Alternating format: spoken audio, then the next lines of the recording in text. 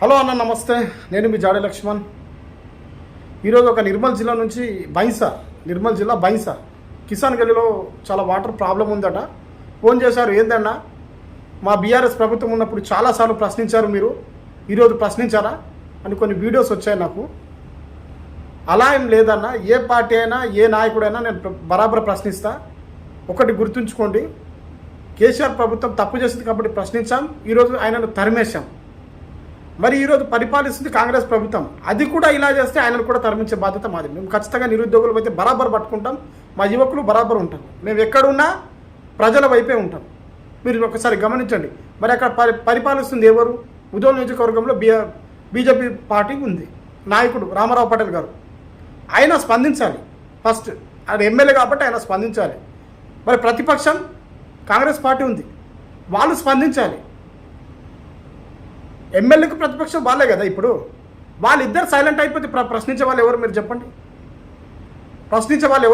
ఒకసారి. సరే, కొందరు మధ్యలో రాజకీయ నాయకులు ఇందులో ఇన్వాల్వ్ అయితే కూడా వాళ్ళు ఏదో పార్టీ ఫేమ్ అవ్వడానికి వాళ్ళ పార్టీని, మా నాయకులు కూడా అందులో ప్రశ్నిస్తున్నారు, మేము కూడా మద్దతు ఇస్తున్నాం అని అనడానికి అది తప్ప దేనికి పనికిరాదు. ప్రశ్నించడం సరే, మీరు ప్రశ్నించడం కరెక్ట్ అనుకుంటారా? సరే చేయండి. మీ నాయకుడు ఉన్నాడు కదా, 2 నిమిషాలు వాటర్ తీసుకురావడం, ఒక కాల్ చేస్తే ఎమ్మెల్యే కాదా పని? మీరు ఆలోచించండి. ఒక ఎమ్మెల్యే స్థాయిలో ఉన్నారు, ఒక కాల్ చేస్తే పని కాదా? మరి ప్రతిపక్షం చూడండి, మరి కాంగ్రెస్ పార్టీ కూడా ఉంది, కాంగ్రెస్ పార్టీ సీఎం అతనే, వాళ్ళ మొత్తం పార్టీ చేతుల్లోనే ఉంది కదా. మరి మా బైంసకిలో ప్రాబ్లం ఉందంటే ఆయన ఏదో సేవ చేయరా? మీరు గమనించండి. వాళ్ళు ఎప్పుడు ప్రశ్నిస్తారంటే బీజేపీ కానీ కాంగ్రెస్ కానీ బీఆర్ఎస్ కానీ ఎవడు తప్పు చేస్తే, బీఆర్ఎస్ తప్పు చేసిందా ఈ 2 పార్టీలు లేస్తాయి, బీజేపీ తప్పు చేసిందా కాంగ్రెస్ బీఆర్ఎస్ లేస్తుంది, కాంగ్రెస్ తప్పు చేసిందా బీఆర్ఎస్ బీజేపీ లేస్తుంది.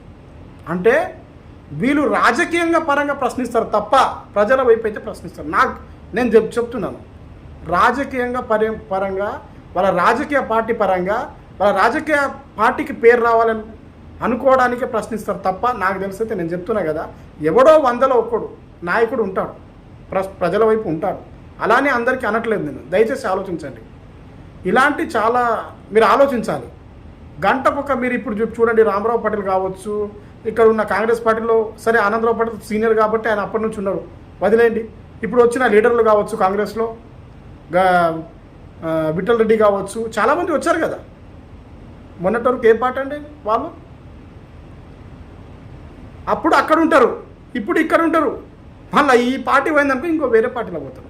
వాళ్ళు మారినప్పుడు ప్రజలు ఎందుకు మారారు మీరు చెప్పండి? ప్రజలు ఎందుకు మారారు? మీరు ఇప్పుడు వాటర్ ప్రాబ్లం ఉంది, మీ చేతిలో ఉంది కదా, ఓటు ఆయుధం ఉంది కదా, ఏమనకండి, సైలెంట్ ఉండండి. దానికి బుద్ధి చెప్పండి, ఏదో ఒక విధంగా బుద్ధి చెప్పండి వాళ్ళకు. లేదు, ఎవరో నాయకుడు వస్తే 1000 రూపాయలు ఇస్తే వాడికి ఓటేస్తాం, మంది ఇస్తే వాడికి ఓటేస్తాం. మీ సమస్యలు ఎట్లా తీరుస్తో చెప్పండి? మాట్లాడడానికి ముఖం ఉండదు. మాకు వాటర్ లేదు, మొత్తం ధర్నాలు చేస్తారు. ఎన్ని రోజులు మనం మన బతికే ఇంతనా? బంగారు తెలంగాణను సాధించినాం. సరే, వాడు ఆయన ఎవరు ఆ పార్టీ తప్పు చేసింది కాబట్టి పార్టీని కూడా దొబ్బేసినాం. ఇంకా కూడా మన సమస్యలు పరిష్కారం కాకుంటే మనం బతికి ఎందుకు అక్కడ? మీరు ఒక్కసారి గమనించండి. ఎమ్మెల్యే ఉన్నారు అక్కడ, 2 నిమిషాల పని, వాటర్ మీకు రాదా? ఆలోచించండి మీరు. కాంగ్రెస్ ప్రభుత్వం, వాళ్ళ ప్రభుత్వం ఉంది కదా ఇక్కడ సీఎం, మరి పని కాదా? వాళ్ళు ఎప్పుడు లేస్తారు? మీరు ఒక చిన్న విషయం, ఒక లాజిక్ ఆలోచించండి. ఉన్న వాస్తవం చెప్తున్నా. మొన్న రీసెంట్గా మన ఐఐటీలో ఒక విద్యార్థి సూసైడ్ చేసుకున్నాడు. బీఆర్ఎస్ ప్రభుత్వంలో ఉరికి ధర్నాలు చేస్తుండే, ఉరికి కాంగ్రెస్ బీజేపీ ఈ 2 పార్టీలు ధర్నాలు చేస్తుండే. కానీ ఇప్పుడు చూడండి, సూసైడ్ చేసుకున్నప్పుడు ఒక్కడన్నా గేట్ ఐఐటీ గేట్ ముంగట ధర్నా చేయాలి. మీరు ఆలోచించండి, ఎందుకు చేయలే? మా పార్టీ పరువు మేము తీసుకోలేదు. కాంగ్రెస్ నాయకులు ఉన్నారు, మేము అక్కడ ధర్నా చేస్తే బ్లేమ్ ఎవరికి వస్తుంది? మా కాంగ్రెస్ పార్టీకి వస్తుంది. అందుకే మేము సైలెంట్ ఉంటాం. మరి బీజేపీ పార్టీ ఉంది కదా అక్కడ, వాళ్ళు కూడా ధర్నా చేయలేదు. ఎందుకు? మేము ఒకవేళ ధర్నా చేశామనుకో, ఇక్కడ ఎమ్మెల్యే ఎవరు? బీజేపీ పార్టీ, మా పార్టీకి బ్లేమ్ వస్తుంది. అంటే వాళ్ళ హయాంలో ఎవరు దచ్చినా ఎవరు ఏది చేసినా వాళ్ళకి సంబంధం లేదండి. ఉన్న వాస్తవం చెప్తున్నాను నేను. వాళ్ళ స్వార్థం కోసమే, మీరు నిజం చెప్తున్నా కదా, ఏ నాయకుడైనా వాళ్ళ నాయకుడి కింద లీడర్లైనా వీళ్ళ స్వార్థం మీద పొట్ట రింపడానికి కోసం అటు ఇటు తిరుగుతూ ఉంటారు. కానీ దయచేసి అలాంటి నాయకుడు మీరు నమ్మకండి. నేను చెప్తున్నా కదా, మీకు నాయకుడు రావాలంటే డైరెక్ట్ మీరు అటాక్ చేయాల్సింది నాయకుడిని, మీరు నాయకుడిని. అక్కడ ఎమ్మెల్యే హోదాలో ఉన్నారు ఆయన ఫోన్ చేస్తే పని కాదా? మీరు ఆలోచించండి. మరి ఇక్కడ సీఎం కూడా కాంగ్రెస్ ప్రభుత్వం కదా, మరి కాంగ్రెస్ లీడర్ని పట్టుకోండి, ఫోన్ చేయండి, మాకు మద్దతు తెలపండి అని చెప్పండి. మళ్ళీ రోడ్డు మీద ఎక్కాలా, పోలీసు వాళ్ళు రావాలా, మిమ్మల్ని అరెస్ట్ చేయాలా, దానికి న్యాయం జరగాలంటే ఎంతసేపు? చాలాసేపు పడుతుంది కదా. డైరెక్ట్ వెళ్ళండి. మీరు ఓటేశారు, ఒక నాయకుడిని అవకాశం ఇచ్చారు. సార్ మాకు ఇబ్బంది అవుతుంది, మా గల్లీలో ఒక ట్యాంకర్ కట్టి ఒక బోర్ వేపియమని చెప్పండి. తప్పేముంది అంటూ ఫండ్స్ వస్తున్నాయి కదా. ముదోల్ నియోజకవర్గానికి ఫండ్స్ రావట్లేదా చెప్పండి. తీసుకొచ్చే బాధ్యత కదా ఆయనది. మా పార్టీ లేదంటే సెంటర్లో మీ పార్టీ ఉంది కదా. ఇలా కాదు అలా కాదు, ఆ పార్టీ మేము తీసుకురాము. ప్రజల వైపు ఎవరైనా కానీ ఉన్న వాస్తవం చెప్తున్నా, క్లారిటీగా చెప్తున్నా. నిరుద్యోగ యువకుడు కావచ్చు, ఆయన ఇండిపెండెంట్ క్యాండిడేట్ కావచ్చు, ప్రజలకు సేవ చేసే నాయకుడిని మీరు ఎన్నుకోవాలి. ఎప్పుడు కూడా ఆయన కాలి చెప్పులతోనే వస్తాడా? ఆయనని మీరు బరాబర్ మీరు ప్రజల సేవ చేయడానికి కోసం వస్తాడు. నేను క్లారిటీగా చెప్తున్నా. పార్టీ కండవాళ్ళు కప్పుకునేటోడు ఎప్పుడు కూడా వాళ్ళ ఇది ఉంటాయి కదా, మూతి దాన్ని కుట్టించుకుంటారు అన్నట్టు. వాళ్ళ పార్టీ ఇప్పుడు కాంగ్రెస్ హయాంలో ఒక కాంగ్రెస్ లీడర్ ఉంటారండి. ఎవరైనా తప్పు చేసిందనుకో, ఎవరైనా సూసైడ్ చేసుకున్నారనుకో, వాళ్ళు ధర్నకు రారు. వాళ్ళ పార్టీ వాళ్ళకి సైలెంట్ ఉండని చెప్తుంది. వాళ్ళ పార్టీ పరువు వాళ్ళు ఎందుకు తీసుకుంటారు? ఈ బీజేపీ వాళ్ళు అక్కడ వాళ్ళ ఎమ్మెల్యే ఉన్నాడు, వాళ్ళు కూడా ధర్నకు రారు. నువ్వు ధర్నా చేస్తే నా పరువు పోతుంది, ఎమ్మెల్యేని చేస్తున్నాని చెప్తారు. ప్రతి ఒక్కరు గమనించాల్సిన విషయం, బక్రాడయ్యేలో మనం పిచ్చోళ్ళు మనం. వాళ్ళకేముందన్న, పైసలు ఉన్నాయి వాళ్ళ దగ్గర. 2 నిమిషాలు ఇక్కడ నుంచి ఆ పార్టీ నుంచి ఈ పార్టీ, వాళ్ళ పనే అంత. మారాల్సింది నాయకులు కాదు జనం, మారాల్సింది నాయకులు కాదు జనం. మీరు ఎప్పుడైతే మారుతారో, మీరు నిస్వార్థ పరంగా ఓటేస్తారో, అప్పుడు ప్రశ్నించే తత్వం కూడా ఉంటుంది మీ చేతుల్లో. ఆ పార్టీ వస్తే ఆయనకు మాట్లాడడం, ఈ పార్టీ వస్తే ఈయనకు మాట్లాడడం, మీ ఎవరికైనా మాట్లాడుకునే నాకు సంబంధం లేదు. కానీ నాయకుడిని మాత్రం చూసి మన టచ్లో ఉంటాడా లేడా, మా పని చేస్తాడా లేదా, కాదు నా పని చేస్తాడా లేడా, మన అందరి పని తర్వాత విషయం. మీరు ఓటు వేసేటప్పుడు ఆలోచించండి. మీ పని అవ్వాలి ఫస్ట్. అక్కడ గల్లీలో చిన్న సమస్య ఉన్నప్పుడు ఎవరు చేయాలి? ఊర్లో చిన్న సమస్య వస్తే సర్పంచ్ చేస్తారు, ఆయన బాధ్యత. నియోజకవర్గం సమస్య వస్తే ఎమ్మెల్యే బాధ్యత అది. డిస్టిక్లో వస్తే మంత్రి ఉంటాడు. అలా మన దేశంలో ఏదైనా ఒక దానికి ఒక డిపార్ట్మెంట్ ఉంటుంది. వాటర్ రాలేదని ఇప్పుడు సరే కమిషనర్ ఉన్నారు కదా, ఆయనకు తీసేస్తే దమ్ము కూడా మీకు ఉంటుంది కదా. ఎమ్మెల్యే ఆయన పైన ఇది చేయలేరా, ప్రశ్నించలేరా?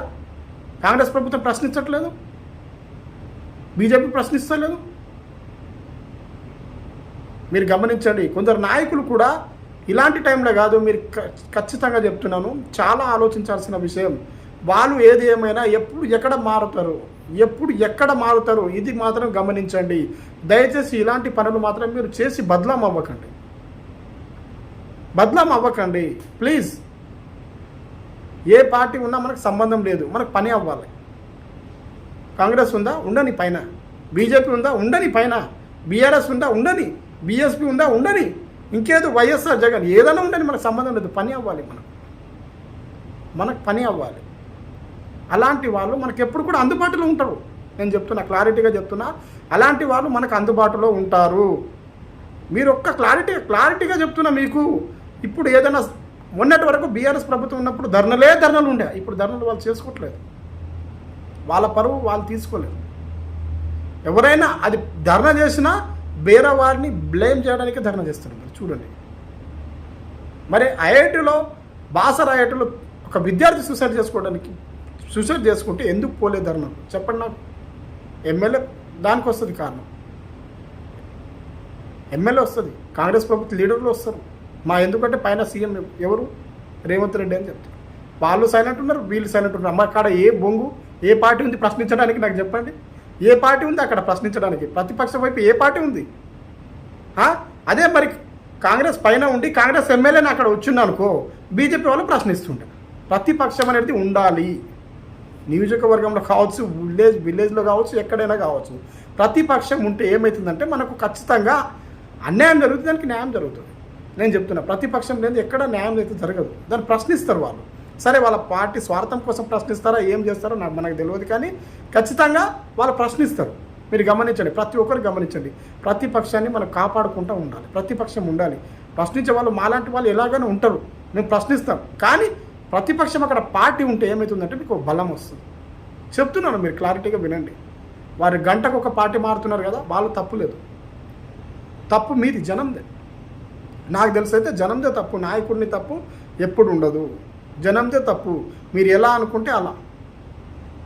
మీరు ప్రశ్నిస్తారా? మీ మనసులో వస్తుంది, అమ్మ నేనెందుకు బదలం అవ్వాలి, నేనెందుకు ప్రశ్నించాలి, నా ఒక్క ఇంటికి రావట్లేదా వాటరు, నా ఒక్క ఇంటికి రావట్లేదా, గల్లీ మొత్తం రావట్లేదు, అయితే నాకేంటి? సైలెంట్గా ఉంటారు. మిమ్మల్ని చూసి అలా ఇంకొకడు, వాడిని చూసి ఇంకొకడు, వాడిని చూసి ఇంకొకడు, అందరు సైలెంట్ అయిపోతారు. అప్పుడు ఏమైతే చెప్పండి? అందరితో పాటు మనం ఉంటాం. 100 గొర్రె పిల్లలతో మనం గొర్రె పిల్లలుగా బతకాల్సింది. ఒకటి పోతే గొర్రె పిల్లలకి అందరు ఒకదానికి ఒకటి. రేపు ధర్నా చేద్దామా, సరే, ఎవడో రాజకీయ నాయకుడు స్వార్థపరంగా ధర్నా చేస్తే ఆయన ఎంటపరం. అది కాదు, ప్రజల నుంచి పుట్టాలి ఈ మాట.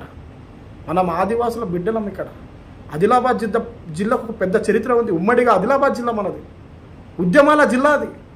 దయచేసి అర్థం చేసుకోండి. ఈరోజు విడదీసి నిర్మల్ జిల్లా అయిందే అని అనుకోకండి. ఆదిలాబాద్ జిల్లాకు ఒక మంచి పేరు ఉంది. ఉమ్మడి జిల్లా ఆదిలాబాద్కు మంచి పేరు ఉంది. మనం ఏది జరిగినా, ఏది ఏమైనా ప్రశ్నించే తత్వం మనలో ఉండాలి.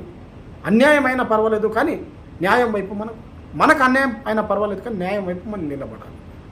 క్లారిటీగా చెప్తున్నా, ఆ పార్టీ అని ఈ పార్టీ అని చూడకండి. మనకు నాయకుడు మంచి అలా కావాలి. ఇప్పుడు కూడా మీకు ఎలక్షన్స్ ఉన్నాయి. దయచేసి మిత్రులారా, ఇలాంటి మళ్ళీ బంగారు తెలంగాణ అని చెప్పి 2024 వరకు వచ్చినాం. ఇన్ని రోజులు ధర్నాలు చేసుకుంటా పిచ్చి కుక్కలు లెక్క తిరుగుతున్నాం. మనకేం అన్యాయం కాలేదు అని అనుకుంటున్నారే, మొత్తం అన్యాయం జరుగుతుంది. న్యాయం అవుతుందా? అయిందా? ఎవరికి చెప్పండి? ఎవరు కాదు. వాళ్ళ స్వార్థలే, మొత్తం వాళ్ళ స్వార్థం కోసమే పదవులు అనుభవిస్తున్నారు, సంపాదిస్తున్నారు. మీరు అర్థం చేసుకోండి. ఒక ఎలక్షన్లో దాదాపు వాళ్ళు ఒక్క నెలకు మీరు ఒక్కసారి ఆలోచించండి. ఒక్క నెలకు వాళ్ళు కోట్లు పారేస్తున్నారు. ఒక్క పదవి కోసం కోట్లు వారేస్తున్నారు. అంటే వాళ్ళకి ఎంత రావాలి మరి డబ్బు, వాళ్ళు ఎంత సంపాదిస్తారు మరి? ఇది ఆలోచించరు మరి.